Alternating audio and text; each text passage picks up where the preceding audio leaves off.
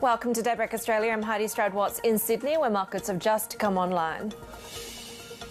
I'm Annabelle Droulers in Hong Kong. We're counting down to Asia's major trading opens and the top stories this hour. US stocks lose steam near record highs as traders brace for a barrage of economic data and Fed speak. Treasury yields rising after auctions of 2- and 5-year notes. Woodside Energy's full-year net profit tumbling 37% on lower asset prices and $1.5 billion in write-downs. And China calls on Australia to support its entry into a trans-Pacific trade bloc as the WTO chief calls for reform to revive global commerce. A cautious session is what we're setting up for here on this Tuesday morning. We are seeing the ASX 200. This is the start of the staggered cash session, of course, just coming online. Watching for Woodside, of course, it'll be one of the last segments to come online in this alphabetical order. But Woodside profits sliding on lower prices. We're expecting a bit of pressure when it comes to how that stock trades today. But output, though, hitting a new record. We had that $1.5 billion of post-tax impairment charges, but those underlying earnings falling 37% across 2023, even as production increased to a record. But still, that result was a beat on the $3.07 billion estimate that we had from analysts. Taking a look across the rest of the markets, we are seeing a pretty muted start to trading here in Australia, just about 0.1% lower there. And we are really kind of taking not much of a lead from Wall Street. US markets losing steam pretty close to those record highs as we see that rally starting to stall a little bit. Kiwi stocks are down by just about 0.2% there. And of course, we are watching for Japan. Equity futures, taking a look at Nikkei futures trading at the moment, a little bit softer. And it is really a barrage of economic data from the US as well as the Fed speak that will help shape that outlook for markets and for the rate expectations to come. Dollar yen pretty firmly above that 150 threshold. So potentially more commentary from the Ministry of Finance later on today as well, Belle. Yeah, well, Heidi, I think you just mentioned a couple of the really key themes for US stocks overnight. Firstly, it was that really range-bound session. We didn't see a lot of trading action in either direction, a little bit weaker, but still you see that reflected again in US futures that are coming online. It's pretty steady going.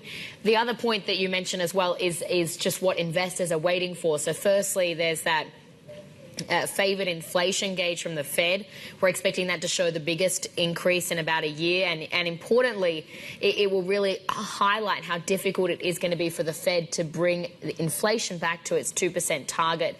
So there's that core PCE print that we're waiting for. There's also just the market reaction to that. Treasury yields just a little bit higher. As I said, US stocks not doing too much. The other important dynamic to note in the market today is where investors are choosing to put their money instead. And actually, Bitcoin is proving to be a little bit more popular of late. And overnight as well, we saw Bitcoin rising to the highest in more than 2 years. You're above that 54,000 mark there.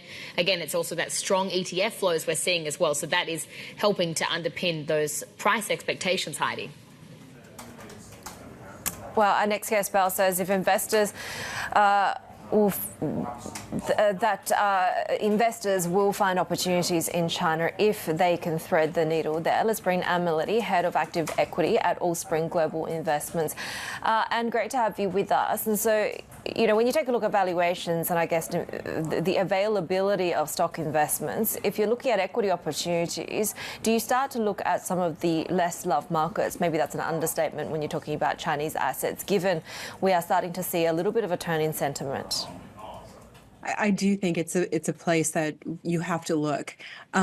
Certainly in our Outlook piece last year, we talked about trying to look where the market wasn't paying attention or listen for the quiet.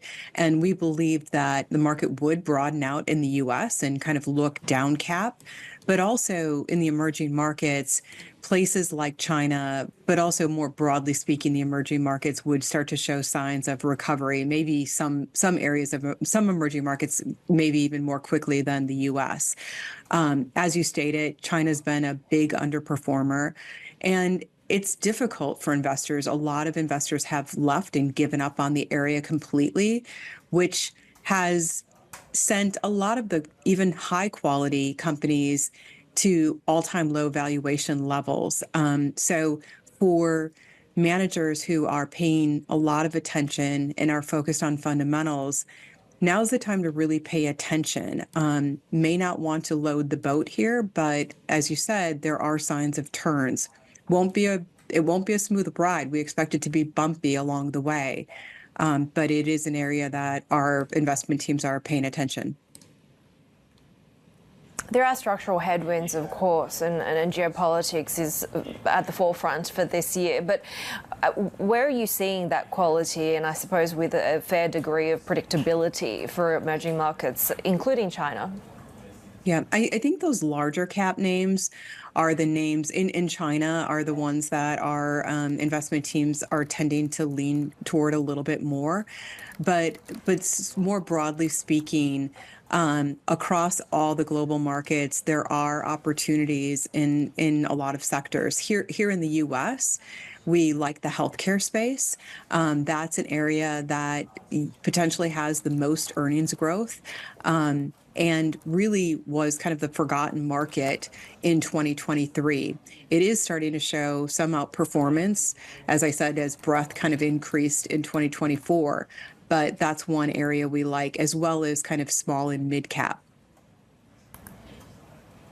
What is it about healthcare that stands out to you so much, Anne? And I'm also curious, when you look at healthcare, I think one of the key kind of hallmarks of last year was the Ozempic trade, and we saw a lot of investors really positioning around that.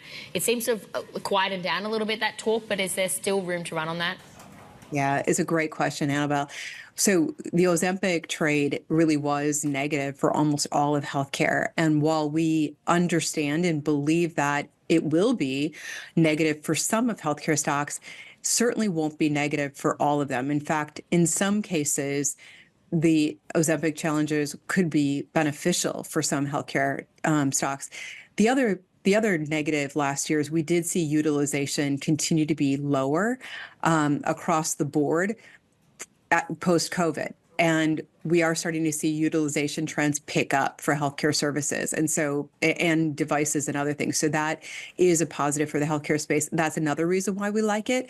And then thirdly, we are seeing M&A start to pick up. And that is typical when you see evaluations washed out across the board. So those are the three primary reasons. Actually, the fourth one really is that thing that I led with. Earnings growth really shows good signs of earnings growth, probably the best sector for earnings growth in 2024. And I want to bring up a terminal chart here. It just takes a look at how much investors, or one of the key kind of hallmarks of how much investors are really choosing to get into chip stocks versus the rest of the S&P 500. Just from a valuation perspective, we can see that chips are just getting really, really expensive. How much does that lack of market breadth concern you? And again, just playing into some of those opportunities you're seeing, tell me more about the small and the mid-cap space and where exactly you're looking for opportunities there. Yeah, it's a great question. You know, technology in the chip sector in particular, they've kind of earned the right to play. And it's been an area that our teams have been involved with. What I don't love is, you know, all the multiple expansion that's gone along with it. So certainly earnings have been good. They do deserve to outperform based on the fundamentals. Some multiple expansion has been warranted, but it's gotten a little bit pricey in some cases, depending on the company. Where our teams are looking for more breadth is across the tech sector, but other places as well, where you are seeing the stocks go up based on fundamentals, but you haven't seen all the margin expansion happen. So we still believe that the valuation is good, and there still is upside. And so those are the areas that we're looking for continued market breadth. Healthcare, again, one of the places. Technology, we still think there's room, but also areas that, you know, were considered more defensive that investors stayed away from last year. Industrials, materials, those areas have started to do much better this year, and the signs of breadth really have continued. More specifically, if you look at the S&P mid-cap index, that index has outperformed the last 11 of 13 weeks. So you can just generally see that trend of all companies, regardless of sector, in the small and mid cap space, as long as the fundamentals are improving, they are getting rewarded. And always great to chat with you, Anne Maletti, who's a head of active equity at Allspring Global Investments.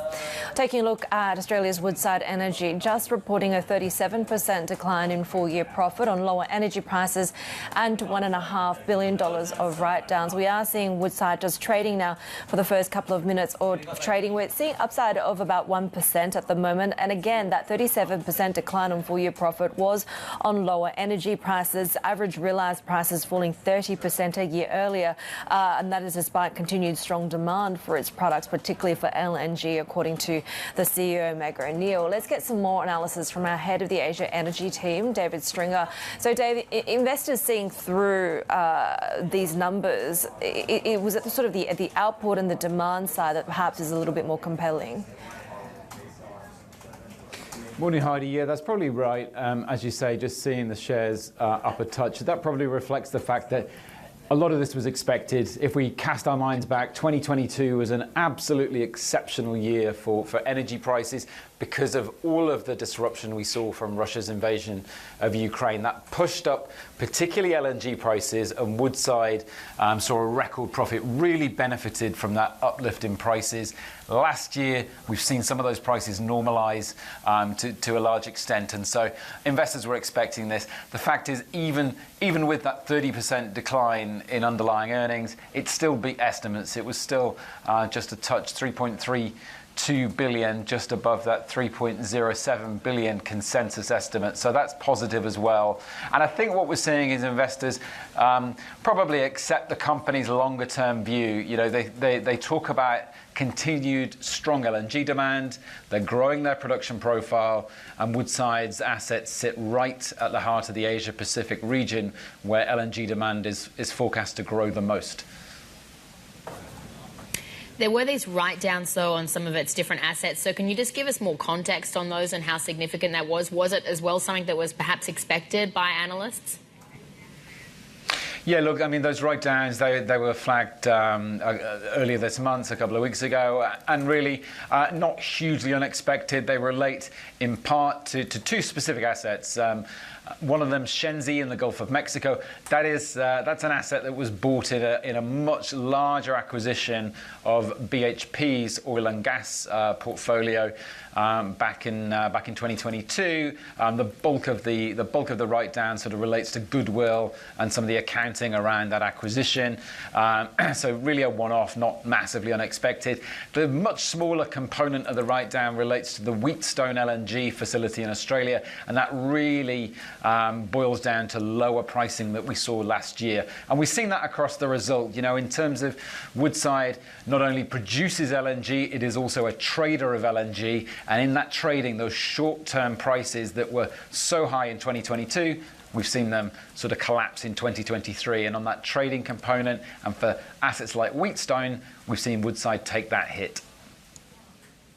David, what also collapses, obviously, those talks with Santos earlier in the month. Do we have an expectation, though, that Woodside is still hunting for deals?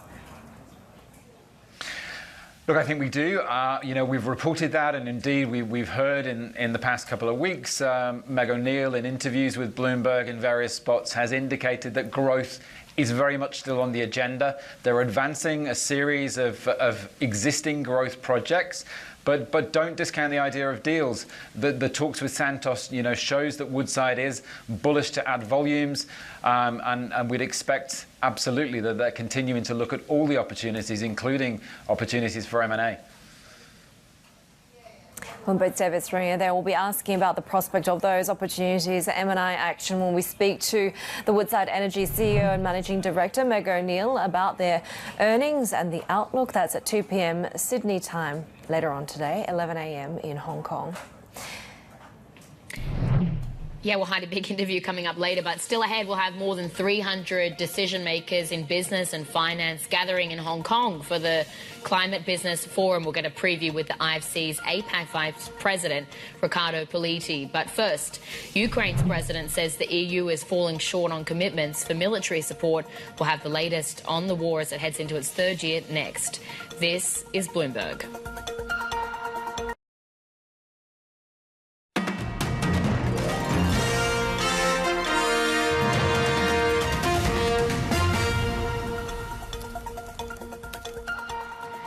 Ukraine says the European Union has only delivered about a third of the artillery ammunition the bloc pledged for the country. As the war against Ukraine grinds into a third year, Kyiv is looking for a weapons lifeline, with a US military aid package still stuck in Congress. For more, Nick Wadhams, who leads Bloomberg's US national security team, is with us. And Nick, I think it's worth pointing out that that appraisal from Zelensky does appear to deviate to some degree from the figures that were given by the European Commission. Where does that discrepancy lie here? Well, I mean, there are a few things going on here. I think what you're seeing is President Zelensky really trying to impress upon the West, Europe, but more specifically the United States, the urgency of the situation. I mean, given that this bill is being held up in Congress, more than $60 billion in aid from the U.S., President Zelensky can perhaps be forgiven for rounding up or down the numbers a little bit to make his message even more urgent. I mean, when you get right down to it, what we're hearing is that Ukraine is really going to be facing extremely critical shortages in the coming weeks, and you're already starting to see that with Russia making some gains on the battlefield. So the intent there is to really force the U.S. to pay attention and try to get that aid unlocked. We've also heard from German Chancellor Olaf Scholz really shutting the door on the idea of sending long-range missiles to Ukraine as part of its effort, right? I do wonder, with the aid package still in limbo, what are the expectations that we could see that release? And as we get closer to November, what does a potential change in leadership in the US mean for this war? Well, that's a great question. I think Germany has consistently budged off of its previous positions not to supply more and more advanced weaponry. A big one several months ago, as you may remember, was tanks. There was a lot of discussion about that, and then they eventually went ahead. So this was a bit of a shock for Ukraine. They have really been seeking those long-range missiles. The problem for Germany and for others is, okay, well, if you get too long range, that means they can go into Russian territory, and then that opens up a whole host of other problems. But in terms of the U.S. aid, this is definitely something Democrats want to do now. They're putting a lot of pressure on the Speaker of the House, Mike Johnson, to say, listen, the votes are there. Just allow the vote to go ahead for this package to be approved. It's not a question of there being insufficient support. It's the question of him not wanting to go ahead because precisely Donald Trump has given those signals that he opposes this aid package. So, this is something very much that the Democrats want to get done, urgently, but certainly before November, because there's a real feeling that after that, this is not something that President Trump would even sign if he were president, to allow that money to go through, or he would only allow a much reduced number to go to Ukraine.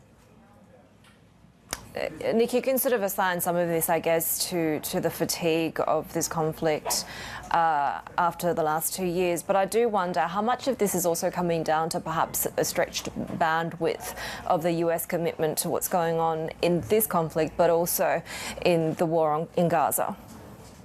Well, I think the U.S. is still very committed. I mean, there is a question of President Biden's undermined political support at home, particularly in states like Michigan, with a large Arab American population, where they feel that his embrace of Prime Minister Benjamin Netanyahu has been too great, and his concern over the humanitarian fallout from the war in Gaza has been not as strong as they would have liked. But you are seeing, this aid package that has been hung up does include several $1 billion of aid for Ukraine. But at the moment, I would say the need is less urgent there.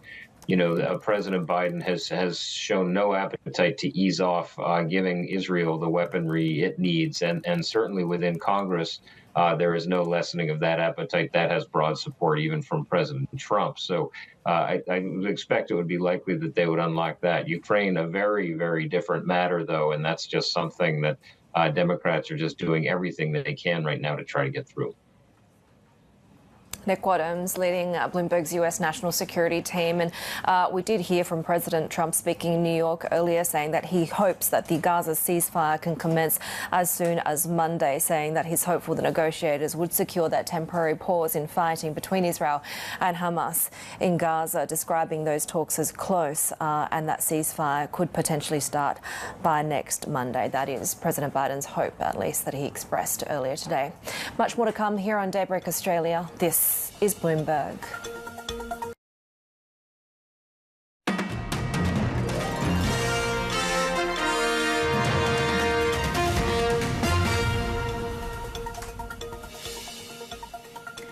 Fast fashion company Shein is said to be considering the possibility of listing in London instead of the US. Sources say this is after the firm judged it unlikely that the US regulators would approve its IPO. Let's get more now from Bloomberg's Crystal Say. And Crystal, what is it exactly about Shein that our reporting has found that they could be unlikely to get that green light? Yeah, so there's been a lot of geopolitical tension between the U.S. and China, as we know. A lot of Chinese companies that have listed in the U.S. actually haven't been very well received. And if you look at the ADR listing in the past 2 years, like some of the DD, some of the Lucking, they've all set pretty bad examples. So even if they do get the regulatory approval that they need, there could be a shareholder issue, whether they could generate enough interest, if there is enough investor confidence for another ADR listing. So what we have reported, our colleagues in Asia, Pei, Dong, and Vinci have reported that the listing they're now considering a London listing, potentially a little bit more politically friendly, and so to see if they can raise capital there instead. Would Hong Kong be in the mix? Because in a lot of ways that seems to make sense. So I think they're actually still looking at the U.S. as the most preferred location. Hong Kong and Singapore may also have been in their consideration, but London seems to be sitting at number 2 at the moment after U.S. We should bear in mind that this company actually generates a lot of its revenue, almost all of it in the U.S., despite being headquartered in Singapore and founded in China. So logically, if you look at the revenue, it still would make the most sense to do it in the U.S., but the political concern may be a huge hurdle here. And do we get any sort of sense, Crystal, about the valuation here? Because this is a company that could have been worth at a point up to $90 billion, but we know that that's come down pretty significantly. Yeah, we've been tracking some of the private secondary sell in the company. We've seen some of the holders selling privately at 30% discount, sometimes as low as a 45 billion valuation. That said, 45 billion is still a huge number. It's nowhere close to where it used to be, the 100 billion that was thrown around a year ago. But there are a lot of private sales in this company, so it does actually in some ways solve the liquidity issue for some of the shareholders. But of course, the biggest liquidity event that they are looking for, shareholders and big venture capital firms that are backing Shein are looking for, will be this IPO. And where will this happen also will make a huge impact for these venture capital holders. Bloomberg's deal reporter Crystal Say there in New York with the latest on the Shein IPO. But coming up next, China calls on Australia to support its bid to join the Trans-Pacific Trade Bloc. Those details are next. This is Bloomberg.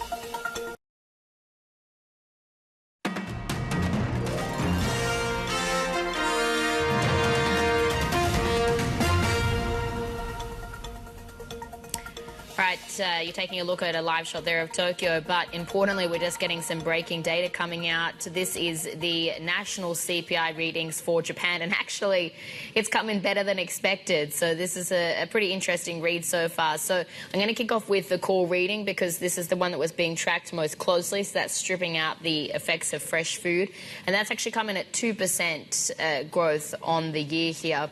The survey had been for 1.9%, and so that would have marked the first time since March of 2022 that it undershot the Bank of Japan's 2% target. But now, as I said, it's actually come in better than had been expected. Still a softening from the month prior where it was 2.3%, but at 2%, that is bang in line with the BOJ target of 2%. That's the core reading, as I said. At the headline level, again, it's come in better than expected. So growth of 2.2%. The survey had been for 1.9%. Again, it's that same trend of a softening from the month prior, which is likewise being reflected in the core reading because that came in at 3.5% and the survey had been for 3.3%. So in aggregate here, the inflation numbers are a little bit better than had been expected. It is still against against that backdrop of some pretty weak data we've had out from Japan. We had those GDP contractions, for instance, so the country is in a technical recession at least, but certainly something that's going to be tracked very closely because we want to get a gauge of the health, and the BOJ, of course, wants a gauge of the health of Japan's economy and understand whether it's weak or strong enough to end negative rates and also its program of yield curve control. You're not seeing too much reaction of the Japanese yen off that. It's just a little bit firmer versus the greenback here. But certainly an interesting data point, and as I said, coming in better than what had been expected. Broadly, taking a look across the markets here this morning, you are seeing a bit of weakness across the board, but just looking at those numbers, again, it's not very, very noticeable or worth really pointing out too much the moves today, because it is just a sort of sideways trading as we await that favoured inflation gauge for the Fed, Heidi. Yeah, of course, so much to sort of pass through when it comes to eco data and Fed speak throughout the course of this week that could potentially realign some of these expectations. At the same time, of course, a big focus when it comes to trade volumes and the geopolitical overlay of some of these trading relationships as we have the ministerial meeting of the WTO underway this week. China, for its part, wants Australia to actively support its efforts to join the CPTPP trade bloc. The two nations' trade ministers have met on the sidelines of the World Trade Organization conference in Abu Dhabi. Paul Allen is with us for more. And, you know, we were actually talking yesterday about the momentum to try and get more members within this body. Is it likely that China could become a member? Certainly likely. In terms of when, well, we're a very long way away from that yet. Ascension would require unanimous support of all members. So China's been actively courting members as well. The Chinese Trade Minister met with the New Zealand Trade Minister on the sidelines also. And, of course, Don Farrell and Wang Wentao met yesterday as well. Australia has previously said it doesn't object to China joining the CPTPP. China is now saying that it wants Australia to actively support its bid. It's also urging Australia to address issues that Chinese businesses face in the country. But the statement, which was very short, just a few sentences, didn't go into specifics on that. But the relationship's obviously had a very tough few years. There's so many hurdles remaining before China would join this trade pact. There are obviously still trade strikes in place against Australia. We talked about the wine tariffs yesterday. They're expected to be gone by the end of March, but tariffs on rock lobsters remain. Tariffs against some abattoirs remain, or barriers at least. And then there's Yang Henjun, the Australian academic who's been handed a suspended death sentence in China. That's obviously a stumbling block as well. And if that wasn't making things complex enough, we have Taiwan also hoping to join the pact. So the phrase can of worms springs to mind. Paul, that's sort of the very important sideline conversations, but what about the main stage at the WTO? What are we hearing about the process of reform? Well, as usual, a lot is getting said, and the challenge is to translate that into actual action. We did hear from the Director General of the WTO, Ngozi Okonjo-Iweala. She was speaking about the need to repair the multilateral trading system, calling it strained. I'm sure everybody at that conference probably agree with that perspective. Doing something about it, that's another story. We'll get to that in a minute. But she also talked about global demand. She said apart from India and the US, global demand's looking pretty sluggish. She says war is weighing on growth, climate issues are weighing on growth, and this 3.3% global growth prediction that the WTO made, that was before the Israel-Hamas war. So the Director General is now saying, well, that's looking a bit optimistic as well. Now, India's Commerce Minister arrives today. India wants certainty around subsidies and opposes the inclusion of non-trade issues like gender, labour rights. That's obviously an issue for other members. Australia, for example, is opposing the shielding of subsidies. So this just underscores the whole difficulty of finding agreement among 164 members, and the members keep on growing. East Timor and Comoros have been welcomed as new members of the WTO. They'll have their own agendas as well. So finding goal alignment, incredibly difficult. All right, that was Paul Allen in Sydney there. And the UK Trade Minister, Greg Hand, says the economy will feel the impact of slower global growth and the turmoil in the Red Sea. Hand spoke to Bloomberg at the WTO ministerial meeting in Abu Dhabi. It always concerns us when growth is undershooting what people are forecasting and what people want. Higher growth means greater prosperity, greater tax revenues for governments. You know, there's strong reasons why we want global growth to recover. That's why the UK, for example, is taking strong action in the Red Sea in concert with our allies to make sure that trade continues to flow and that the world does not suffer unduly from events in the Middle East. You did mention that developing countries should benefit as much as richer nations, and that this particular conference has been about that.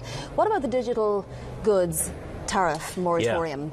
Yeah. Does that get renewed for another 2 or more years? Well, this is essential for the World Trade Organization. I mean, this would be really going backwards for it not to be renewed. This would mean that there would suddenly be the potential for customs duties on anything from sharing a Spotify through to Netflix, through to potentially anything that could be transmitted digitally could be subject to customs duties. Now, we think this would be a really retrograde step to go back 20 years or more when there are customs duties on electronic transmissions.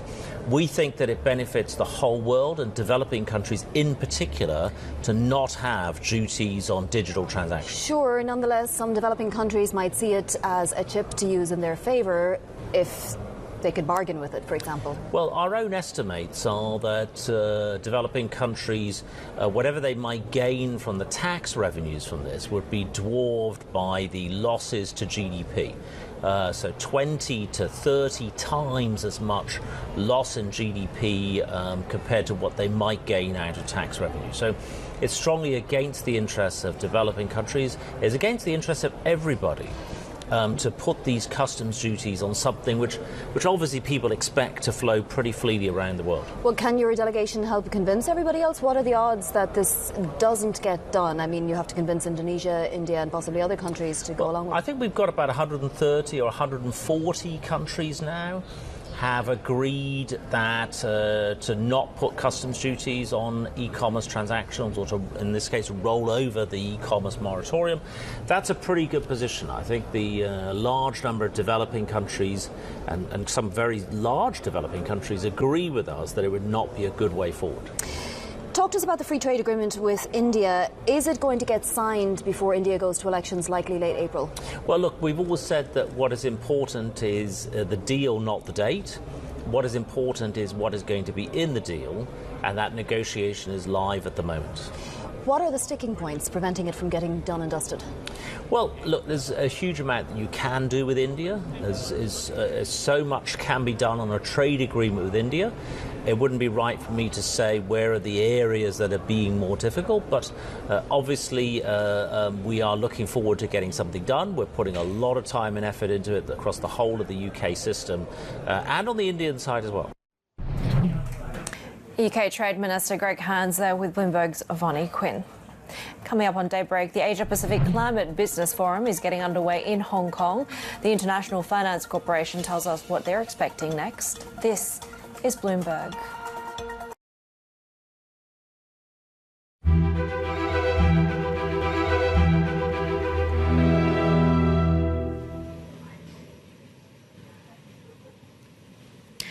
Well, the Hong Kong Monetary Authority and International Finance Corporation are hosting a forum on climate business in the Asia-Pacific as the city pushes to raise its profile as a hub for green finance.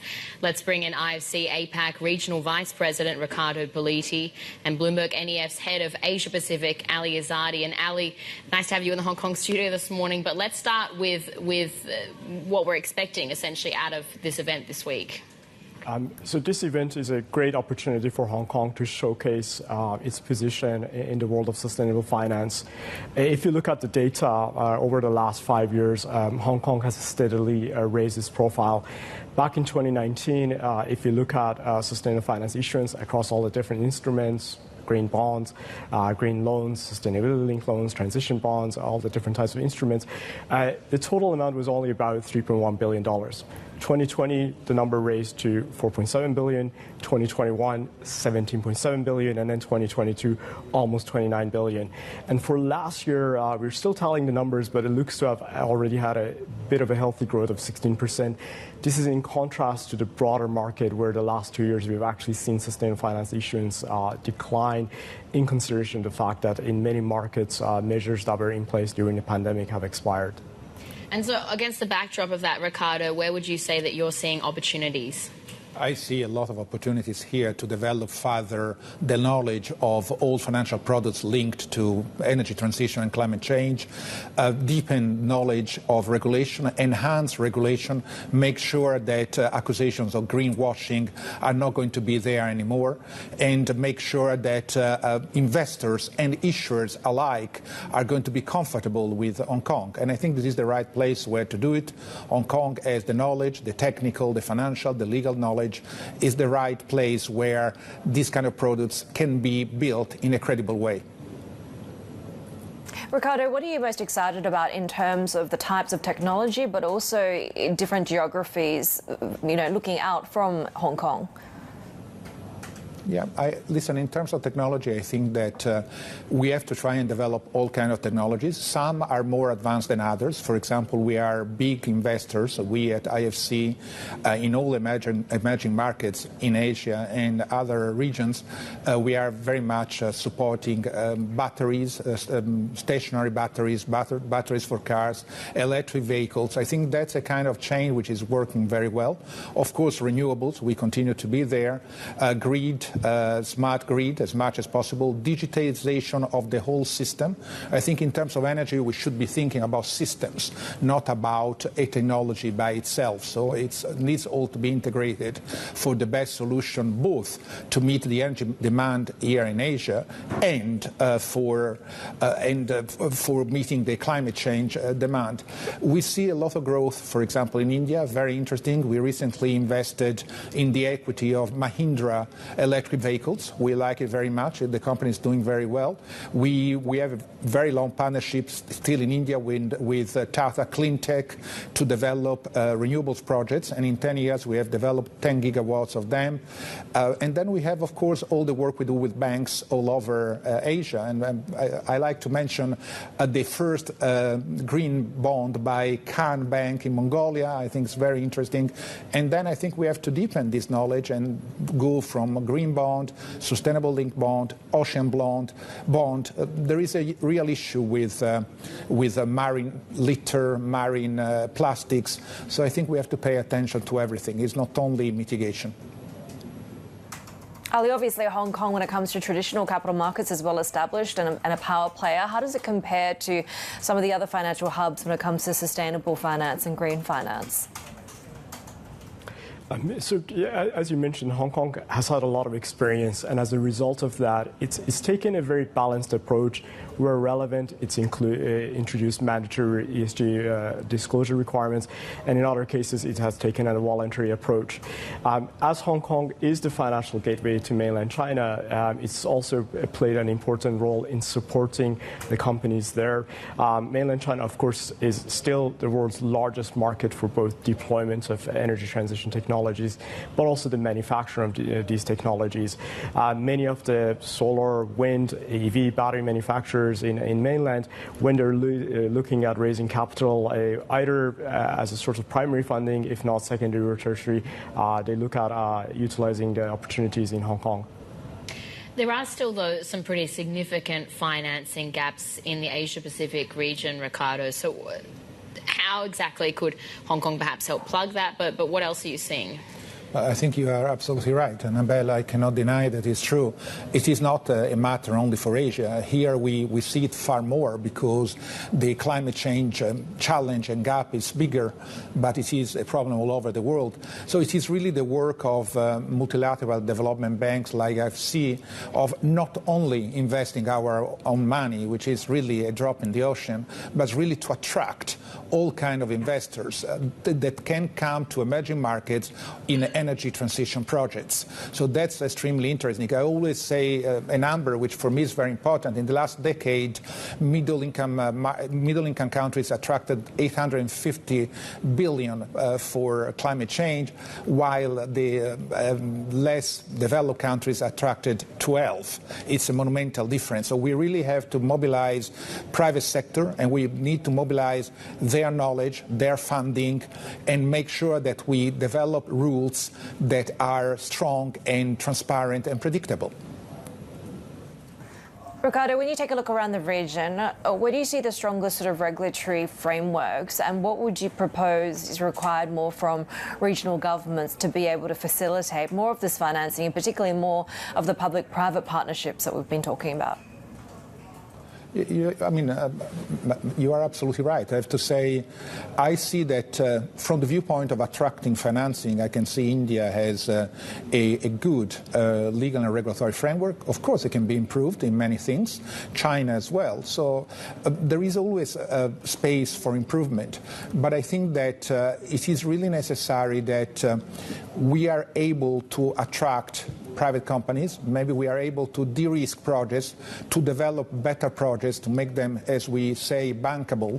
But above all, and this I can tell you from the IFC and the World Bank viewpoint, we are going in the future, in the current future, so we are really going to take more risk in order to attract private investments. So we will have more equity, more kind of quasi-equity instruments, more guarantees. So I think that it's the work of IFC, World Bank, to work with governments on one hand to develop the reforms and then put our money where we think that the reforms are good in order to make the private investors comfortable and come in big sizes. Ricardo, thanks for your time. That was Ricardo Politi, their Regional Vice President for Asia and the Pacific at the IFC, and Bloomberg NEF's Ali Azadi as well joining us.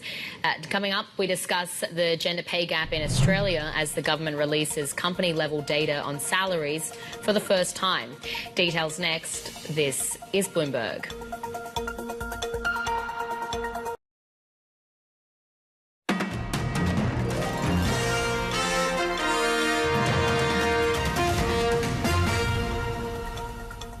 Well, new government data show that the Australian units of Morgan Stanley and UBS typically pay male staff over 40% more than women. The landmark report underscores how compensation discrimination is deeply entrenched in the finance industry despite years of diversity initiatives. For more, let's bring in Bloomberg's Amy Bainbridge in Melbourne. So, Amy, does this show that any progress has been made or simply that more efforts, more policy work needs to be done? It certainly does show that there's an enormous amount of work ahead, Heidi, to equalise pay, especially in the insurance and finance sector, which ranks second to construction in terms of pay disparity. This is the first time that companies of 100 employees or more have had their individual pay gaps made public by the Workforce Gender Equality Agency. That data released overnight. Nationally, the gender pay gap, when you look at the median salary of bonuses as well as a base salary, that's at 19%. And if you look at the finance and insurance sector, the pay gap is 26.1%. Nationally, it means that women are getting paid about $18,000 Australian less than men each year. And of course, when I have spoken to the banks in the lead up to this data release, a lot of them have said that they're making a lot of efforts in terms of getting women into more senior management positions and reeling in the gap in their individual workplaces. But it's fair to say that some of the big names in the finance sector in particular have pay gaps that are pushing 40%. That is similar, of course, to what's been reported in Japan since wage transparency measures came in over there as well, but it certainly does show that there is much work to be done. Yeah, Amy, to your point, I mean, I feel like every time we get out this sort of data, not just maybe in Australia, but on an international level, we kind of hear the same sort of thing, that you need to have more women that are being developed and retained and promoted into senior leadership positions. But is this really a gender leadership gap, or do you think on a like-for-like basis, it also could be a case that perhaps women are just being paid less? So what all the banks have basically told me when we approached them ahead of the release of this data is that if you look at like for like, in the workplace, then that is not what the issue is. It's more that there is an issue in terms of the structure of certain workplaces. So some banks will say that they have a large proportion of women, for example, working in local branches or in customer service roles, and those roles are typically lower paid. Some banks say they're really making an effort to elevate women to senior leadership positions. It should be mentioned, though, of course, that in this round of data, at least, CEOs aren't popped into the data set. That's something that's going to come out over time. But yes, there is an argument from some that like for like is even, but it begs the question really about how much work these companies are doing in elevating women to the more senior positions in their workforce, and structurally what changes need to be made to try and even out these gaps. Bloomberg's Amy Bainbridge there in Melbourne. Take a look at some of the other corporate stories we're following. US regulators have faulted Boeing for ineffective procedures and a breakdown in communications between senior management and other staff members. An FAA panel also found what it calls a lack of awareness for Boeing's safety-related metrics among employees. The report comes after a mid-air fuselage blowout in January refocused the spotlight on Boeing's safety issues. Chinese carmaker BYD says it's been contacted by the Italian government to bring some of its auto production to the country. BYD's Europe managing director says a need for a second European plant depends on sales volume.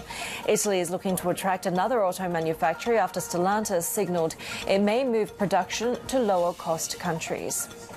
Taking a look at some of the stocks we're watching when trade opens in Korea and Japan in the next 5 minutes. Watching crypto-related shares, Bitcoin climbing above $54,000. They're seeing this growing optimism that persistent investor demand through ETFs will drive the price back to record levels. Market opens in Seoul and Tokyo are next. This is Bloomberg.